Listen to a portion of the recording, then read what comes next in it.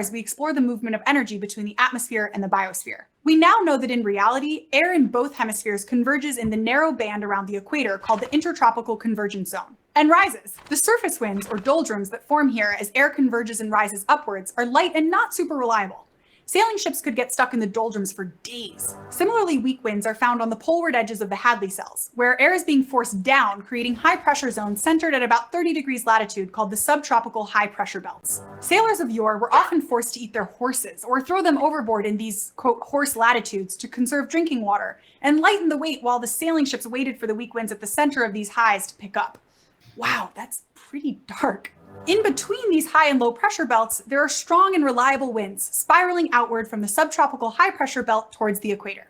These are the easterly trade winds. And they're my favorite winds, obviously. Many ships have depended on the trade winds, like early Spanish sailing ships as they sought God, glory, and gold in what we now call Central and South America.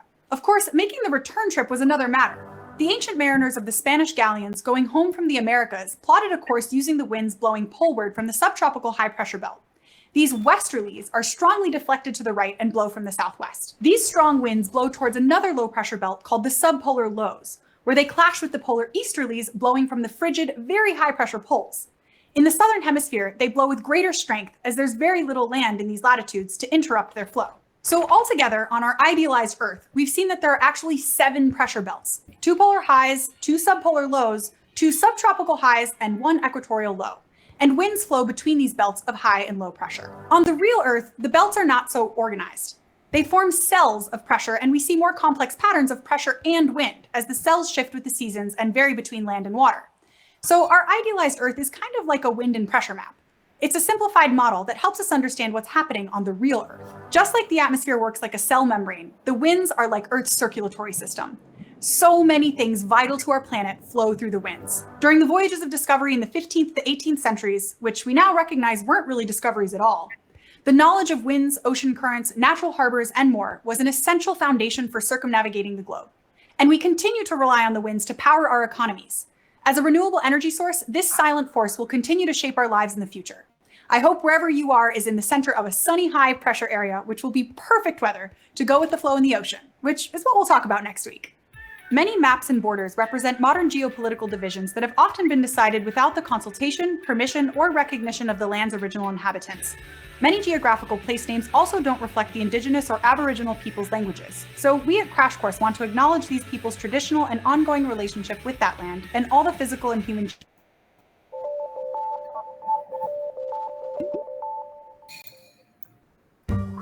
When air moves, it's what we call wind.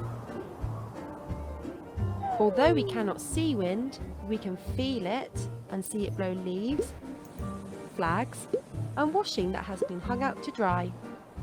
Winds are changeable, but some are more predictable than others. Weather forecasters try to work out when the wind will blow and what weather the wind will bring. They are most interested in wind direction and wind speed. A wind vane is used to show wind direction. It is placed on top of a building or a large pole called a mast, and the wind causes it to move and point in the direction that the wind is coming from. For describing wind direction, we use compass points: north, east, south, and west. Wind direction is the direction the wind is blowing from, not where it is blowing to. Therefore, if wind comes from the east, we call it an easterly wind. At an airport, you may see wind socks. They are also used to show wind direction, but they show where the wind is moving to. It is also useful to know wind speed. To measure this, we use an instrument called an anemometer, which looks like this. The faster the wind, the more quickly the cups on the anemometer spin around. It is important to know the speed of a wind. The faster it is, the more damage it can do. We have different words to describe how fast a wind is blowing. A gust is a sudden rush of wind which can catch you by surprise. A gale is a very powerful wind. It can be hard to stand up in a gale, and it's best to stay indoors.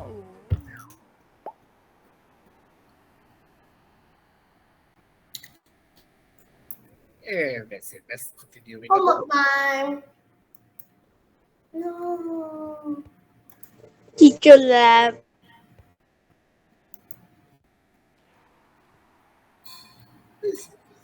Eh,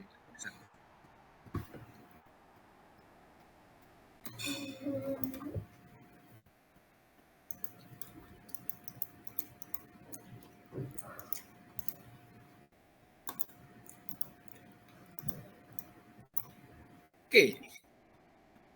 Page 54. As well as the speed of wind or strength of the wind is important for weather forecast to know the wind direction. So this is a wind vane or weather vane. Okay, it has an arrow and the direction is now east-west. Okay, so make this wind vane. I don't think you can make one though. When you record the wind direction, you say which way the wind is blowing from. So as wind is blowing from west, and make a windsock. Wow, they really want to make so many things. Did you make that?